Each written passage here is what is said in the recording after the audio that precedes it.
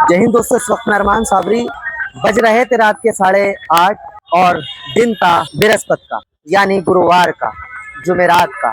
और फिर जो शोर मचा सीलमपुर जे ब्लॉक से, एक मर्डर की आवाज सुनी और कंट्रोल रूम की कॉल पर जब पहुंची वो कॉल, एक बच्चा जिसका नाम करण, एज 15 साल, बड़ी बात, मारने वाला भी नाबालिग 14 साल।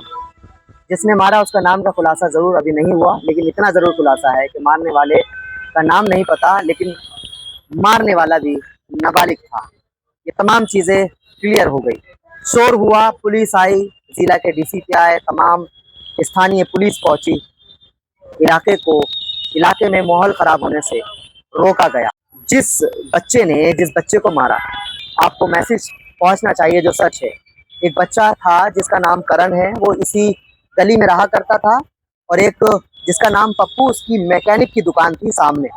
ये चौकी का जो मामला आ रहा है, रिकॉर्ड में है कि चौकी के पास हुआ है, ये सच है। ये जो जहां आप कोऑर्डिनेट देख रहे हैं, ये जगह, इस जगह पर ये जो स्कूटी के पीछे की साइड में यहाँ मैकेनिक थी। यहाँ इसी फुटपाथ पे मैकेनिक एक गाड़ियों को सही करा करता था और उसी मैकेनिक के पास करण काम करता था। उसके मालिक ने कहा कि 500 रुपये की जरूरत है, 500 रुपये खुला लेके आओ। तो वो बच्चा 500 रुपये चेंज कराने ले गया, खुले लेने गया। अचानक ही कुछ ही दूरी पर जब खुले लेने के लिए गया तो वहीं उसकी आपस में झड़प हो जाती है। किस बात को लेके हुई? वो सिर्फ स्कूटी को लेकर हुई कि स्कूटी हटाने हुटाने के चक्कर में आपस में बहस हो जाती है। दूसरा जो बच्चा था जिसकी एज 14 साल है, जिसने मारा, उसने इनडायरेक्टली आकर के उसने चाकू से उस करण को गोद दिया। जिसने मारा वो भागकर चौकी की ओर पहुंचा। उस मौके पर पुलिस वाले थे, जो बीट के लोग थे, बीट के पुलिस वाले थे। उन्होंने पकड़ के फौरन करण को मारने वाले मुजरिम को गिरफ्त में लिया और जो चाकू था वो भी बरामद कर लिया। लेकिन बाद में जो कुछ हुआ, आपके नजदीक हमने वो खबर पहुंचाई है। अब आपकी जानकारी के लिए बता दूं, करण का अंतिम संस्कार हो गया है। उसकी प्रार्थना आप कर सकते हैं, यही आखिरी उम्मीदें रह गई हैं। उसकी शांति की प्रार्थना हम और आप करेंगे। और जो मुजरिम है वो बच्चा, अब मासूम तो नहीं कह सकते, क्योंकि जब किसी को कोई मार देता है, एज चाहे जितनी हो, क्योंकि उसने अब इस 14 साल की उम्र में वो मुजरिम बन गया। बच्चा वो स्थानीय यहाँ का नहीं था, ये भी आपकी जानकारी के लिए बता दूं। जानकारी सूत्रों के मुताबिक मिली है कि जिसने ये मर्डर किया है, जिसने ये क्राइम किया है, वो बच्चा अपने रिश्तेदारों में यही नजदीकी में जे ब्लॉक में रहा करता था। और स्थानीय जो उसका असल ठिकाना है मारने वाले का, वो भवाना का है, यहाँ का नहीं है वो बच्चा जिसने मारा है। फिलहाल पुलिस की गिरफ्त में वो है जिसने ये काम किया है। करण का अंतिम संस्कार हो चुका है। परिजन सिर्फ अंतिम संस्कार के बाद प्रार्थना कर रहे हैं उसकी शांति की।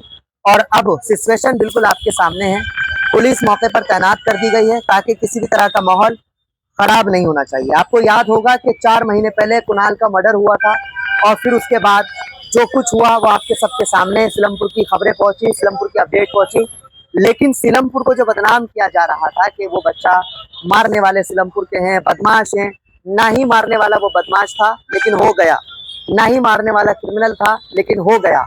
अब वो जैसे ही कोर्ट में पेश होगा, वो कल की तारीख में, और सलाखों के पीछे कानूनी तौर पर हो जाएगा। आपकी जानकारी के लिए बता दूं, इलाका शांत है।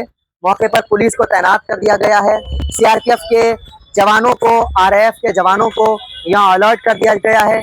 ये सामने शिव मंदिर है जहाँ उसकी कोऑर्डिनेट की जगह है, जहाँ उस बच्चे को गिराया गया था, करण को। वो एक बार मैं चाहूँगा अपनी कैमरा पर्सन गौसिया से एक बार दिखाइए वो, जो एक बार। और मैं आपको बता दूं, तरह तरह की लोग आते हैं और बात करके चले जाते हैं, लेकिन ये जो सच्चाई है, यहाँ मैकेनिक गाड़ी को सही करा करता था और वही करण यहाँ काम करा करता था अपनी मजदूरी पर। और वो बच्चा तो 500 रुपए के खुले लेने गया, फिर उसको नहीं मालूम था कि मेरे साथ या मेरी जान पर बनेगा वो एक 500 का नोट। इलाके में शांति है, मोहल्ला बहुत अच्छी तरह शांत है, कोई भी किसी तरह का माहौल नहीं बिगड़ा है। लेकिन जो कुछ हुआ कल की रात मैंने आपको बताया, दिखाया। पुलिस ने जो माहौल खराब करने की कोशिश रात में कर रहे थे, उन्हें भी गिरफ्त में ले लिया गया है। पुलिस तो बदनाम होती है, अच्छा करे तो भी और बुरा करे तो भी। मैं आपकी जानकारी के बाद बता दूं कि जब उस बच्चे ने करण को जब मारा चाकुओं से, तो मारने वाला भागा चौकी की तरफ और पुलिस ने उसको गिरफ्त में ले लिया और जिस चाकू से मारा उस चाकू को भी बरामद कर लिया। मानिए कि अगर वो बच्चा इधर उधर भागता तो पब्लिक उसे मार देती। उसने होशियारी दिखा करके पुलिस पर अपने आप को गिरफ्त करवाया, और अगर पुलिस गिरफ्त नहीं करती तो फिर भी पुलिस गुनाहगार होती कि आखिर पुलिस ने क्यों नहीं पकड़ा। तो पुलिस ने अपनी समझदारी को दिखाते हुए फौरन उसको चौकी में गिरफ्त में लिया और बाद में फिर थाने की ओर उसको पहुंचाया गया। जल्दी ही वो अब सलाखों के पीछे होगा, लेकिन अभी वो पुलिस की गिरफ्त में है। मोहल्ला शांत है, कोई किसी भी तरह का माहौल नहीं बिगड़ा हुआ है, शांति है। अभी जो जगह है उसको कॉर्डिन ऑफ कर रखा है, आने जाने वाले जा रहे हैं, लेकिन जो रास्ता टू व्हीलर्स और फोर व्हीलर्स जो गाड़ी का रास्ता है वो ब्लॉक कर दिया गया है। आपकी जानकारी के लिए अभी इतना ही। अगर आगे का कोई मैसेज होगा या कोई अपडेट होगी तो मैं जरूर बताऊंगा।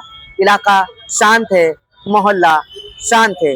करण की शांति की प्रार्थना के लिए आप जरूर दुआ करें, और ऐसे क्रिमिनलों के खिलाफ जो इन मानसिकता को ऐसे बच्चों के जहन में आखिर डालता कौन है, वो चाकू आया कहाँ से और कैसे, ये तमाम जांच का विषय है।